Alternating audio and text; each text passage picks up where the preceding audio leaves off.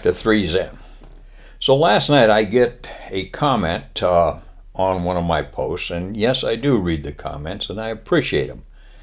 And I'm going to take the liberty to read this one. It just cracked me up. So Iceman 7107, who happened to graduate the same class I did, but from a different base, he says, I was in class 7107 at Laughlin Air Force Base. As a plowback IP in T-38s, we were doing a two-ship fingertip loop. At the top of the loop, Lee keys the mic and says, "Dead bug," and extends the landing gear.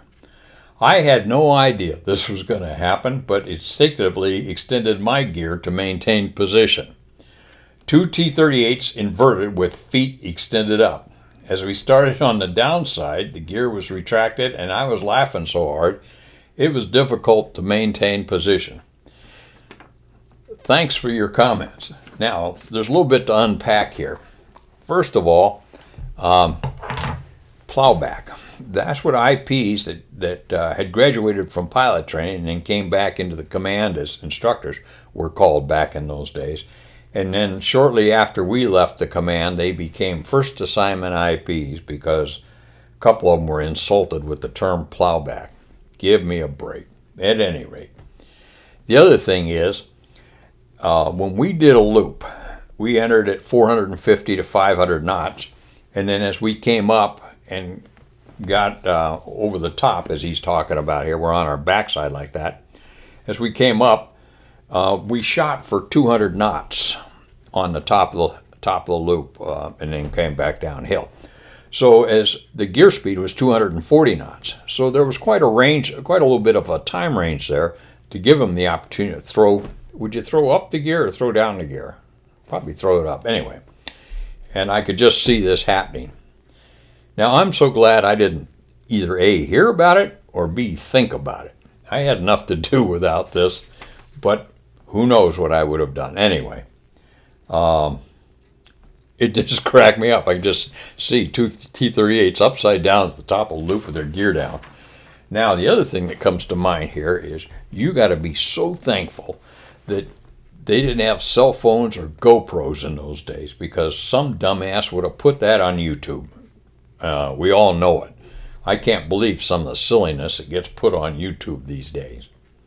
And talk about self-incriminating. But here we are 50 years later and talking about it. It's just a lot of fun, isn't it? Now, about the only thing that I can think of that I enjoyed doing, and didn't do it a lot, because you had to have the right crew to get away with this. But in four-ship, toward the end of the program, we'd have 4 students and 4 instructor pilots out on a mission, and we would do pitch outs and rejoins.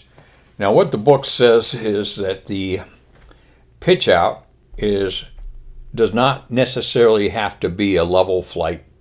It used to say the pitch out did not necessarily have to be a level turn. That term, comes to mind.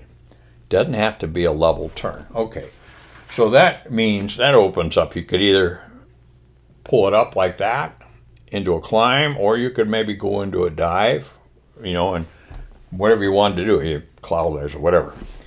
Well, I probably took that to the extreme. It says it doesn't have to be a level turn. Okay, so the first thing I experimented with one day is I got the formation in echelon for a pitch out, and we were heading downhill, and at about 450 knots, I give the pitch out signal, and 2 goes like this, and up I go, just straight into the vertical. I pulled it up. Now, if you count 4 seconds, you're going to be out of there. And that was one of the exercises. So 2 pulls up, and then 3 pulls up, and then 4 pulls up. So we're going up, and at the top here, as we're approaching 200 knots, I roll wings level, like so. And then 2 rolls out, 3 rolls out, and then we do a rejoin. That really works slick. And so the next time I got a 4-ship like that, I thought, well, hell, it worked pretty well going up. Probably it's going to work going down. So I got the formation again in echelon, and at 200 knots at the top of the area, gave the pitch out signal, and rolled, inverted, and then just pulled into a split S maneuver. So now you got 4 of us doing a split S maneuver. That was a lot of fun. That was also probably, in retrospect, a lot of stupid. But we did it, and we just had a ball with it. Who said you can't have fun when you're flying these jets? At any rate, thanks for your comment. I really enjoyed hearing it, and I just enjoyed hearing it. Thank you very much. See ya.